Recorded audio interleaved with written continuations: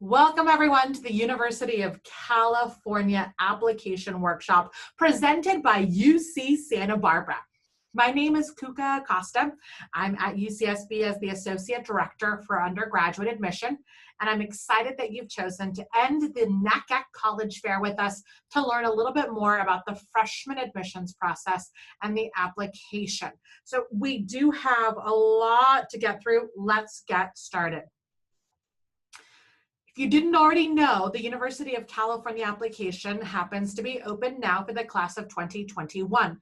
The singular application allows you to select any and all of the 9 undergraduate UC campuses. The 9 campuses are diverse in size, location, and of course the majors that we offer. Now, they might have different titles, but some majors could overlap. So make sure you ask if we offer a program with the area of study that you're interested in. Because, for example, at Santa Barbara, our aquatic biology program is phenomenal. It looks at marine biology, saltwater, and then also freshwater. So aquatic biology.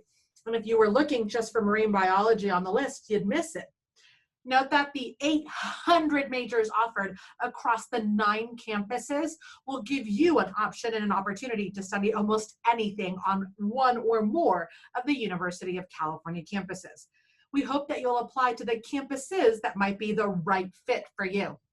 Where do I find this mythical application? Well, it's available at apply.universityofcalifornia.edu. The University of California application is the only thing I'm asking of you. We do not want letters of recommendation. We do not want your transcripts.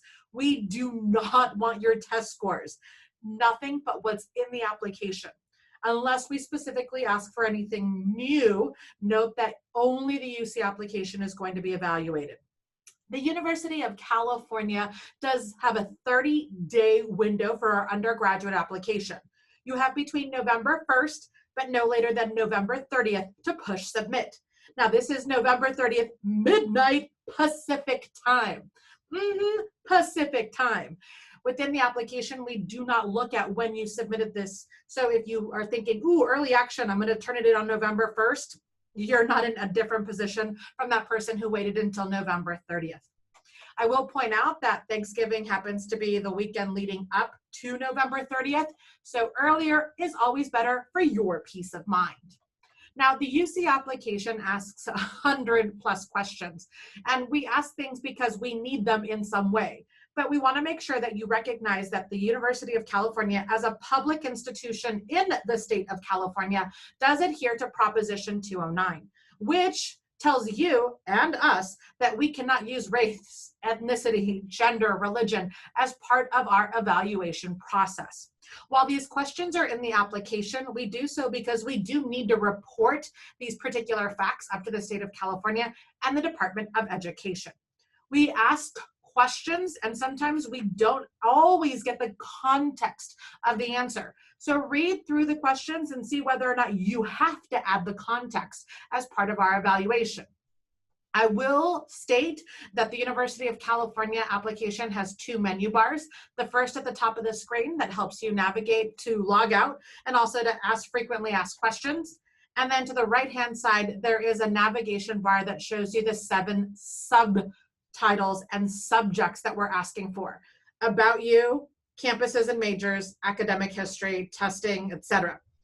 We have set these questions up to follow a logic model. That logic has conditioning on the back end.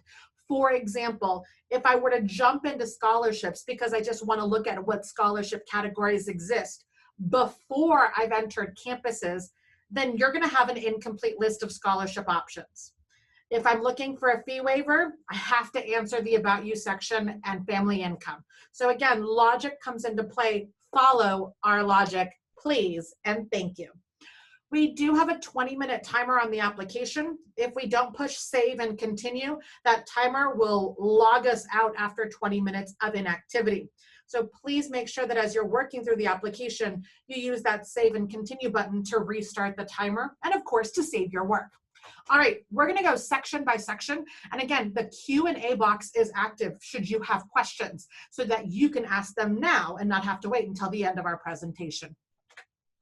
First section of the application is about you. And within this part of the application, we are going to ask some personal questions. Your name, your phone number, your mailing address. You anticipate that of an application. But we then start asking questions about residency, about demographic information, and then parent information. We do ask this information, again, for reporting purposes to the Department of Education, but also it sets a context. So we know whether or not you're a first generation student. We know whether or not you are a student who's looking for a fee waiver. So a lot of these questions have a rhyme or reason behind them. The more you answer, the more complete your application is for evaluation.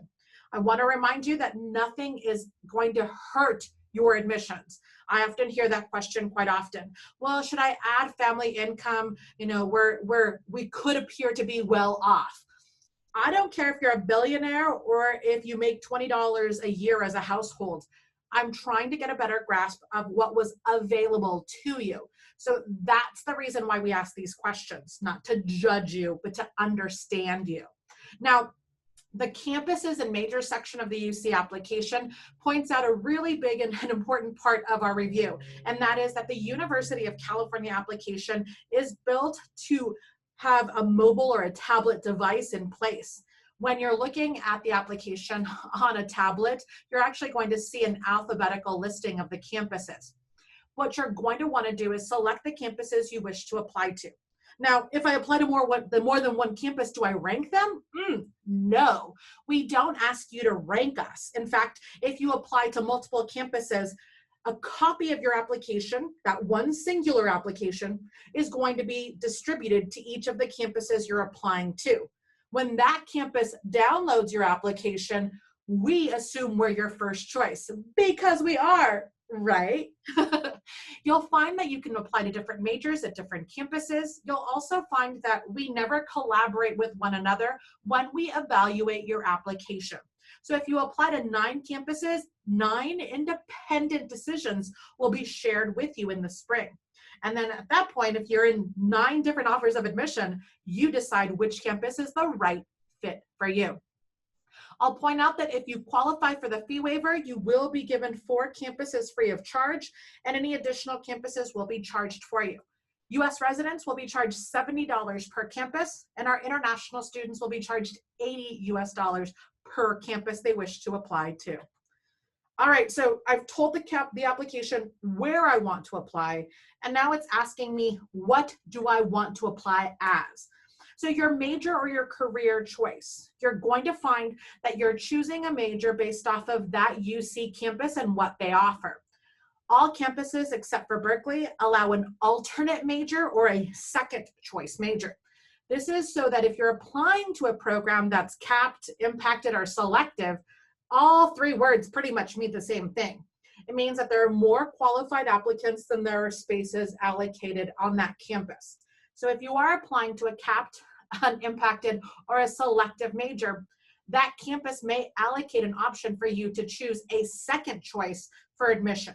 I'll use Santa Barbara as an example. At UCSB, the College of Engineering, all 5 programs are considered selective, which means, again, more qualified students than I can accommodate for admissions.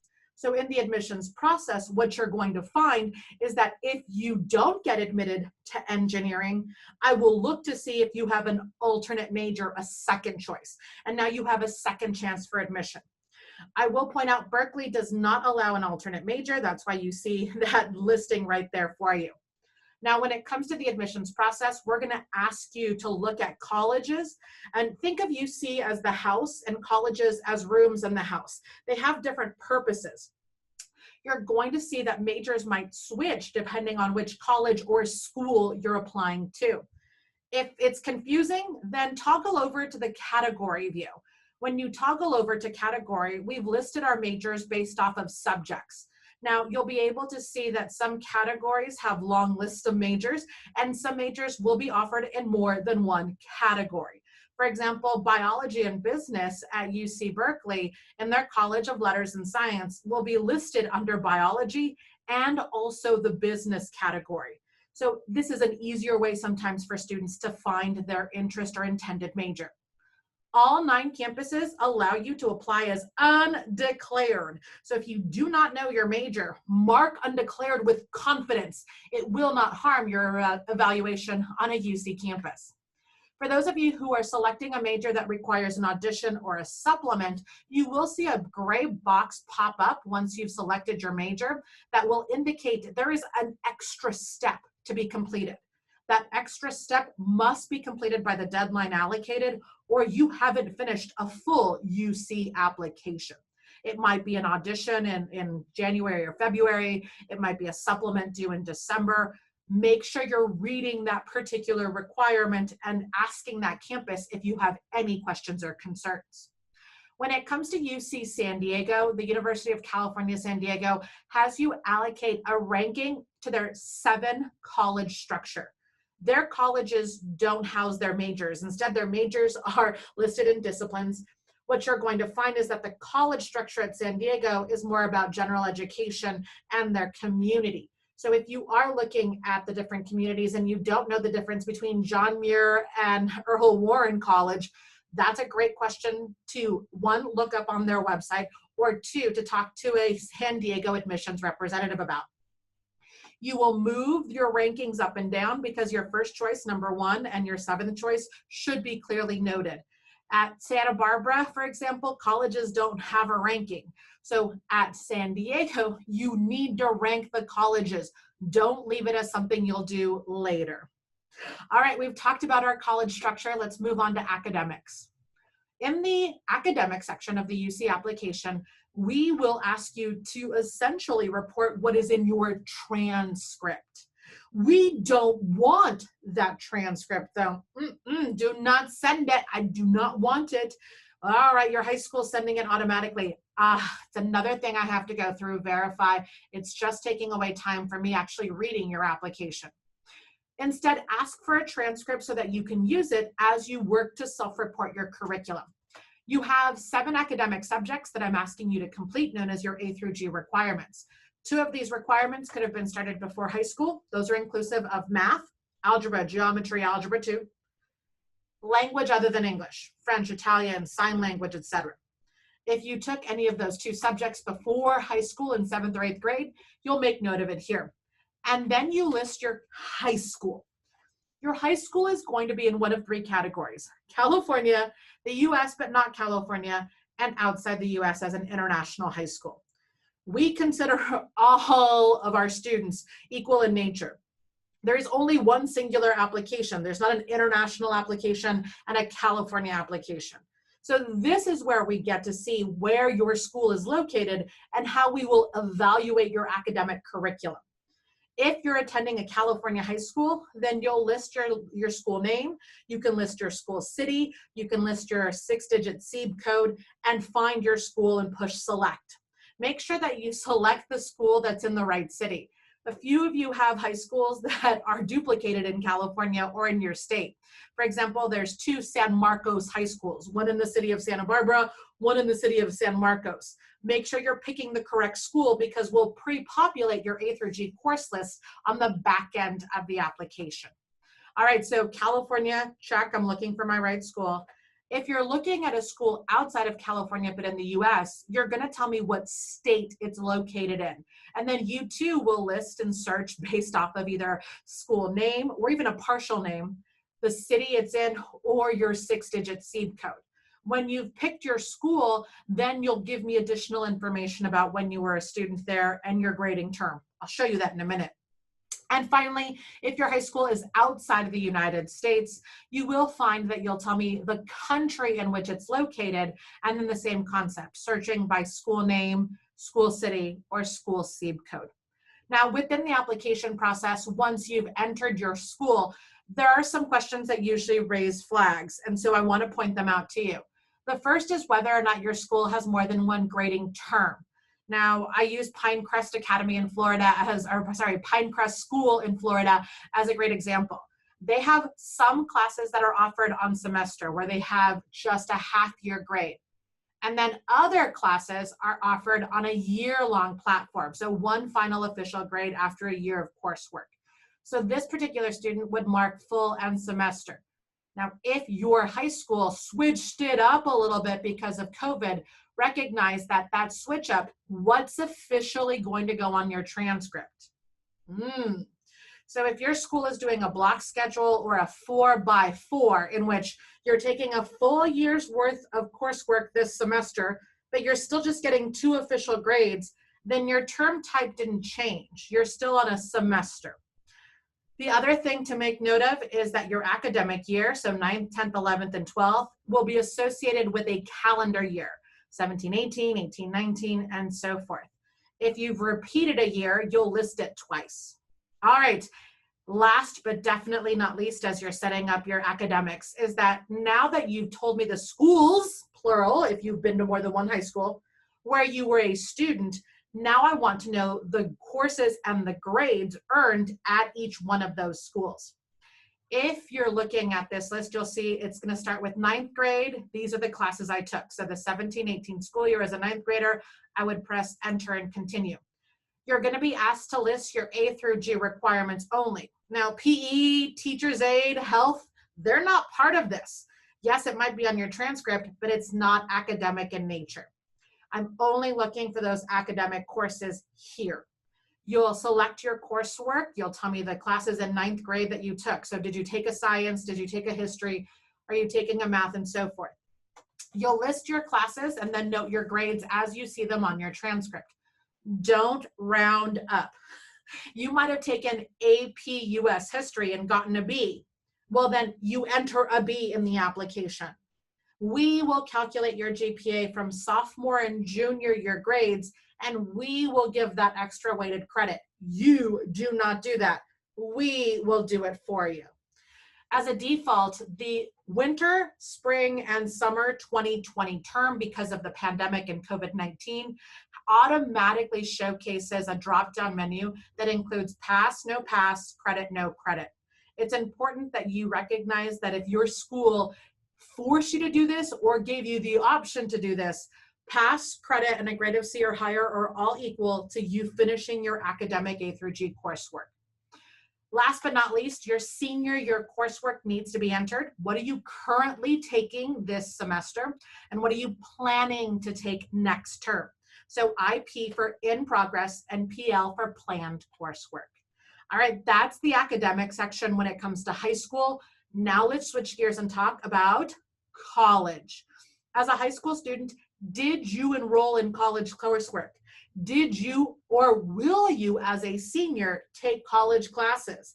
The answer is yes, you'll add your college.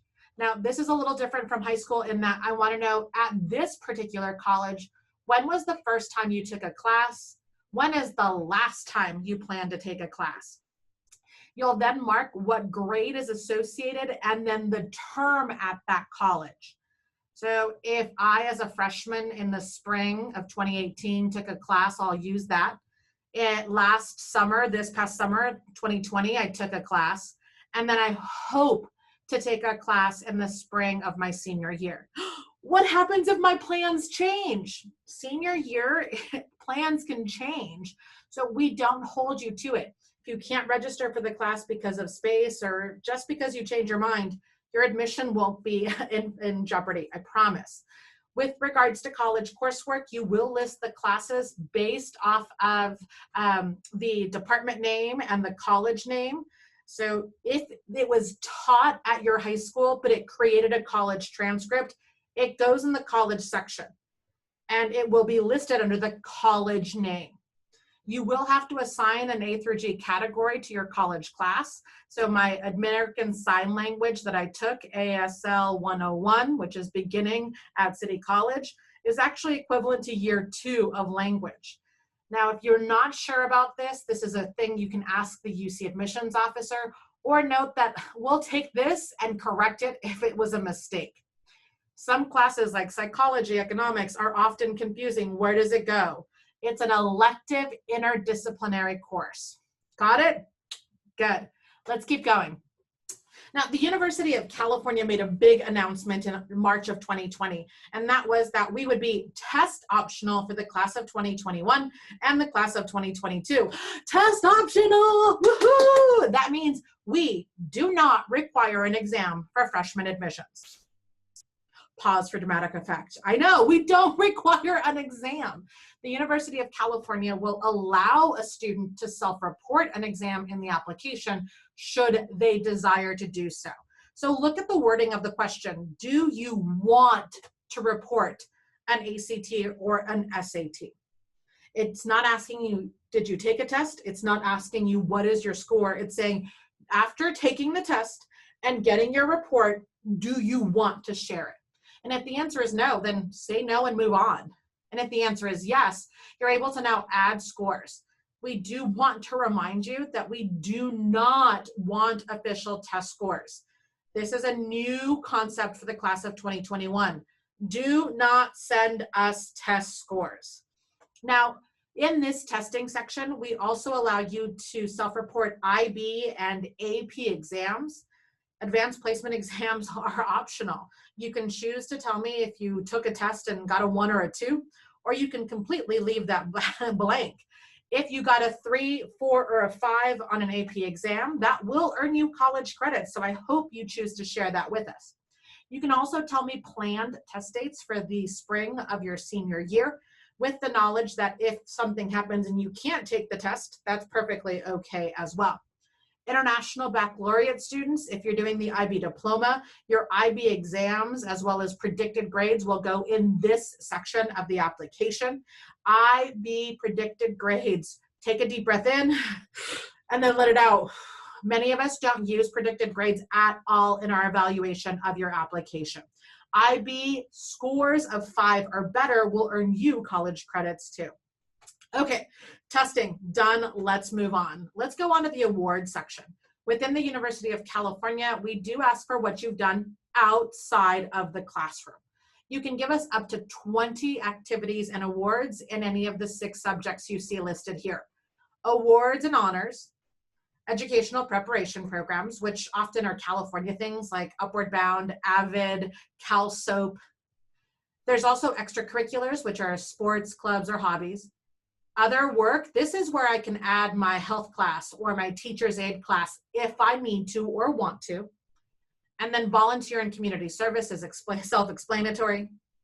Work experience is inclusive of not just a job, but also an internship. And jobs don't necessarily need to have a paycheck associated to them. So if you babysit your little sibling, or if you work with your parents on the weekends because they don't want to leave you home alone, all of that can be noted in the application. Okay, so when I'm adding an activity as a high school student, I will see the options for reporting 9th, 10th, 11th, and 12th. If I've graduated from high school and I'm taking a gap year, then I have the option to add after 12th. I then will be asked the commitment that I had to my activity, and that will be hours per week and weeks per year.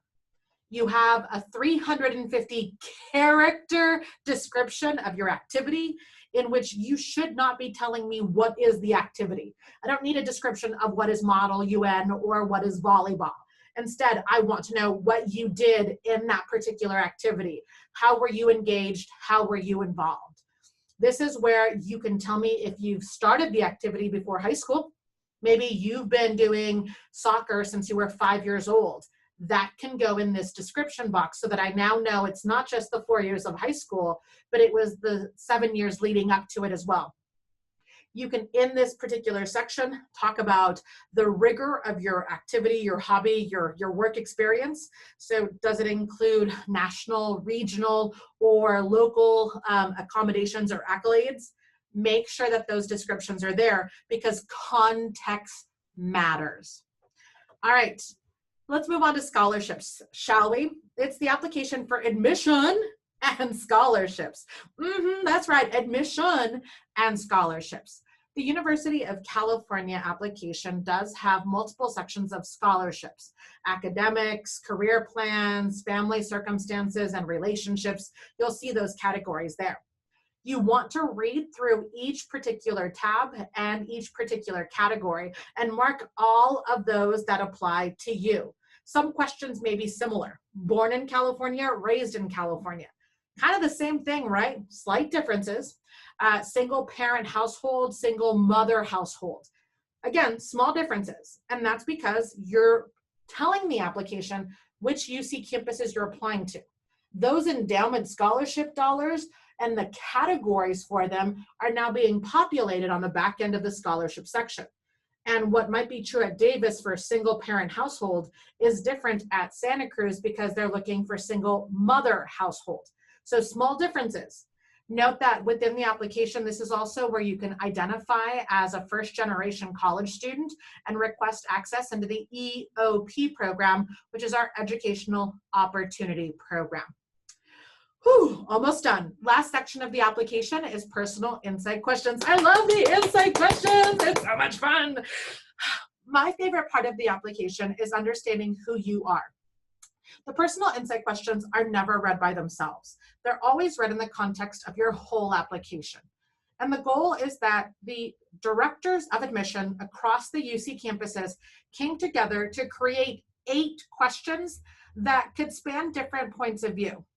You as an applicant are being asked to answer 4 of those 8 questions. You have up to 350 words in which you can respond to each one of your answers. We do not allow more than 350 words. The application won't let you push save and continue. You can always go under the word count, so 312, 322, 299, that's perfectly okay. We don't have preferences in the questions. We don't have preferences in the questions. We don't have preferences in the questions. The point of your answer should be to add clarity, depth, and context so that the stranger reading your application can get to know you. Is there anything you didn't get asked? Remember what I said, we ask a lot of questions, but we don't always give an opportunity for context. We ask questions like, what's your first language learned? Maybe you speak more than one language, and now you want to go into more depth about how those dual languages work together to create the person you are today. Clarity, give us those details, give us those descriptions, and context is so important. Both academic and personal accomplishments in context can really set a student apart in the review process. The questions themselves all have 2 parts that we hope you'll answer. For some of you, these questions are pretty easy to designate what are the 2 parts. For example, question number 3, what would you say is your greatest talent or skill? And how have you developed and demonstrated that over time? So you can see the 2 parts clearly. But what about question number 7? What have you done to make your school or community a better place? What are we really asking? Well, the first part is you recognize that there was a problem. What was that problem? The second part is, what did you do to fix that? And now you're going to define how you've evolved to create a solution to that problem. Now, your school could be your volleyball team, it could be your high school as a whole, and your community could be your family, your city, could be your state. We don't put restrictions on you, so don't put restrictions on yourself. When you're answering these questions, they really need to be personal. This is not an essay. One more time, this is not an essay. We're not looking at style or structure when we evaluate your response. In fact, I hate creative writing. I hate metaphors. I hate quotes. I don't need a title because it's not an essay. I won't be able to look anything up, so I don't like acronyms. I don't need to be in the moment with you, so I hate storytelling and scene setting. It's a lot of hate in my life. It's really frustrating reading an answer and seeing a beautifully written response.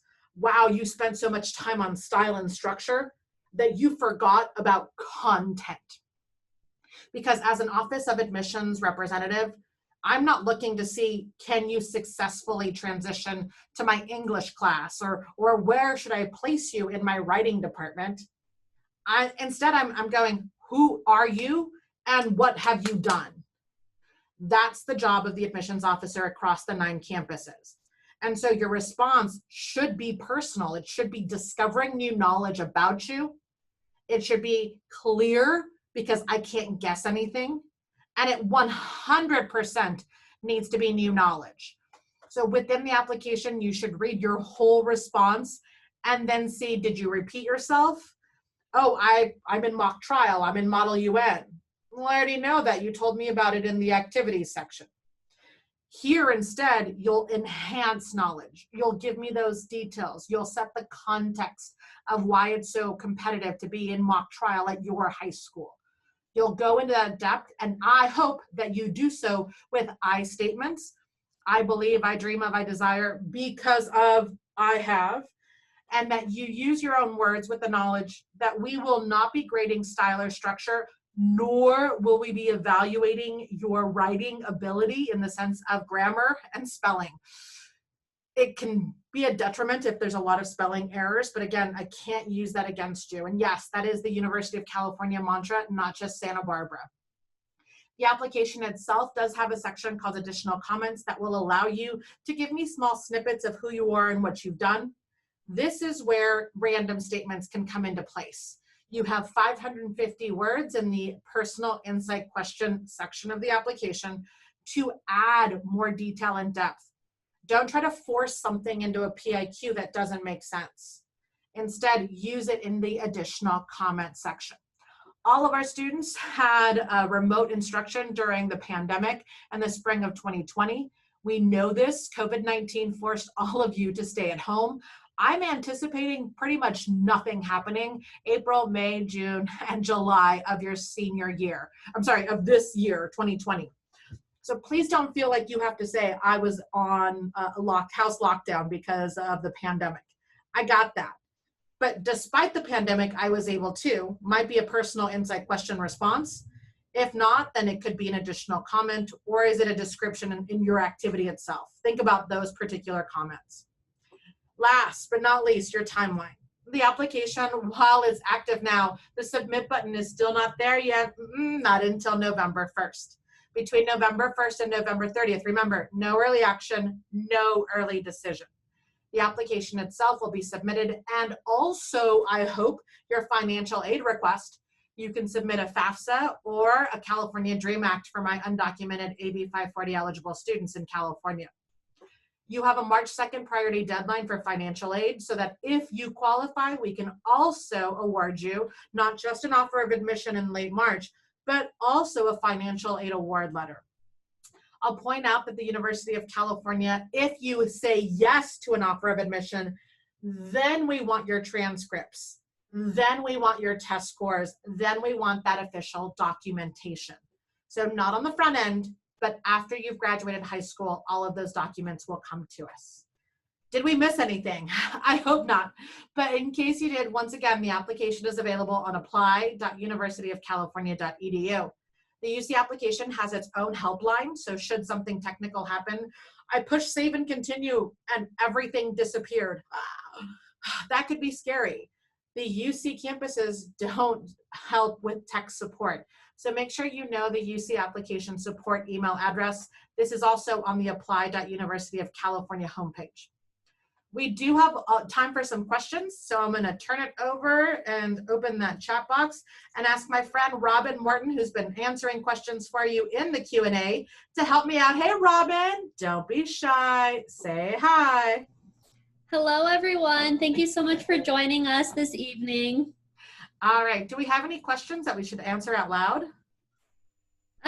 So I've been answering them in the chat box, but I think definitely the just clarifying the SAT and the ACT for fall 2021, or maybe just in general. So if you wouldn't mind starting with that, Kuka.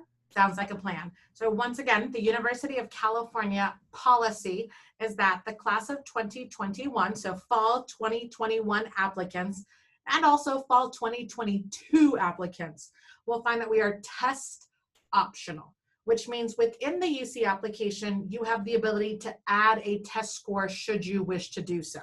Now, for students who are taking a test in November, you may or may not have your scores back, so you can feel confident pushing submit in the application.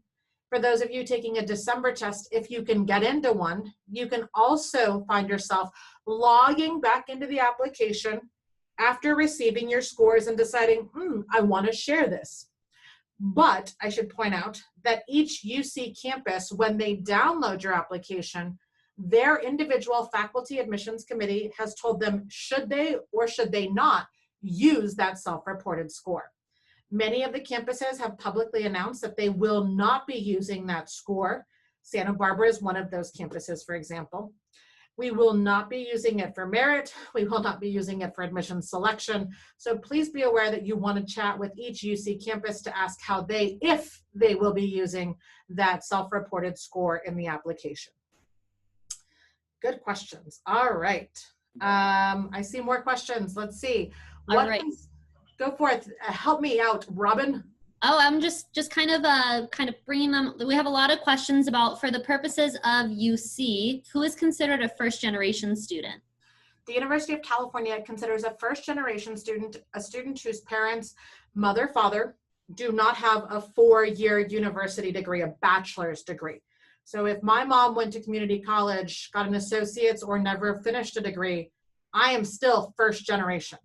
If my cousin, my brother, my sister, my older siblings, if they have 4-year degrees, that still puts me in a first generation category. Awesome. Does ability to pay full tuition influence UC's decision? Nope. The University of California is need blind, which means while we ask about your income so that we can qualify you for fee waivers and so that we can get a context of your household opportunities, it does not influence us at all. Okay, I like this question, Kuka. Why is UCSB the best UC school in your opinion? I love every single University of California campus. You've probably seen me do multiple UC application workshops as well as presentations. I myself am a UCSB alum. I greatly enjoyed the collaborative nature of UCSB. I think UCSB helped me hone my critical thinking and my problem solving skills. I think that's one of the things we do really well. But ultimately, the question comes down to, why would you think it's the right fit for you? And if the question is, well, I like multiple campuses, apply broadly. Don't just put all of your hopes and dreams into one UC or one college campus. Think of all of us as great options and opportunities for you, and recognize that the 9 campuses collaborate together. So we are siblings. We love each other as much as we fight with each other on a soccer or basketball court. All right, this is a good question with just about supplemental materials in a sense. How do we know if our major of choosing requires a letter of recommendation? The application itself will tell you if that's the case. So when you're in the application, you'll see, and maybe what I should do is bring up my fake application so that you can all see it really quickly. Log in. Sign in. Fall 21. There we go. All right. So the application itself under campuses, if you choose a campus that requires an audition or a supplement, and I'm going to use the College of Creative Studies at UCSB as an example, we point blank say this major requires a supplemental application. When you select the major, that gray box will pop up, and then you'll see a link that will take you to a web page. And that point, you can see the application and the instructions. So there is no fun. You're not done until the supplement is finished, specifically on campuses that are one and done.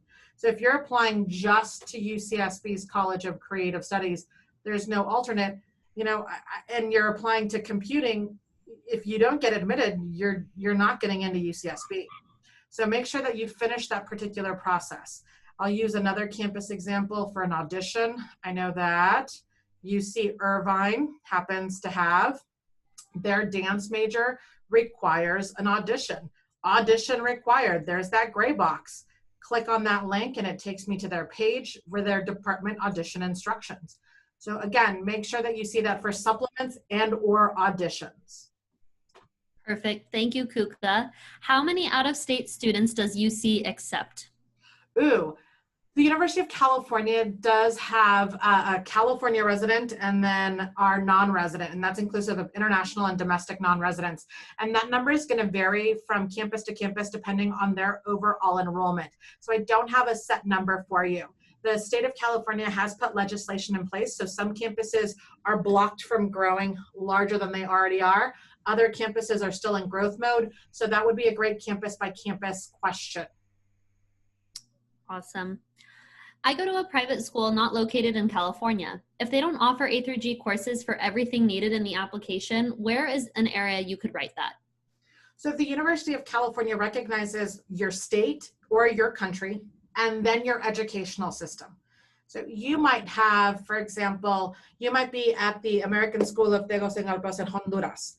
You're not going to teach a U.S. history class in Honduras, so I'm going to waive that for you. But you will have civics, you will have some sort of, geography course that is required. So subjects themselves will stay the same, but the course titles may vary from state to state or country to country. There are a few exceptions that we can make. For example, the art requirement is not often offered as a full year class. So we do ask for 2 semesters by the end of senior year. If that could not be taken at your school outside of California, make sure you tell us that in the additional comments box of the UC application. That UC application additional comments box is in the academic section. It's right there under additional information. You'll type in here exactly why you couldn't take it by the end of senior year. Perfect. We have 2 more questions in that Q&A box. If we have a line of dialogue in our personal insight question that helps with context and connecting it to our prompt, would it be detrimental to our admission opportunities? Nothing is detrimental. Nothing can count against you. I'm not using, 2 more points and 4 more points. Ooh, they lost 4 points. That's not how admissions works. Instead, as I'm reading it, I'm trying to get a better grasp. Now, you have space limitations in a personal insight question response. If you spend it doing dialogue or quotes, you're essentially using up space that could be giving me facts. So it's not detrimental, it's just not necessarily always useful. Now, if you find it to be useful to make your point, more power to you. All right, and that last question, how will students be considered for scholarships if not by standardized test scores? The University of California has 14 admissions factors that are recognized by faculty, and those include academic rigor, those include GPA, they're inclusive of context within the application of students' activities, how they've engaged in special projects. There's a lot in the application. Testing is not the end all be all. And so while it's not required, and while I know people often ask, what's your average SAT score? Even for the class of 2020, there could have been a student who didn't have perfect scores and got a scholarship. So I want you to let it go. Remember, we don't require exams, and there's plenty of other things in the application that we can use to value your scholarship opportunities. I think that's it for questions. We are at our time. So I will repeat that the application, again, is due November 1st through November 30th. Did we miss a question that you need help with? Don't hesitate to reach out to us at ucsb4me@sa.ucsb.edu. I want to thank my friend Robin. Thank you, Robin. Thank you, everyone. For answering questions while we were chatting. I hope this was helpful. Please stay healthy. Please stay safe. Please stay sane. And please stay socially distant from others as you prepare to end your senior year. Thanks, everyone. Have a good night.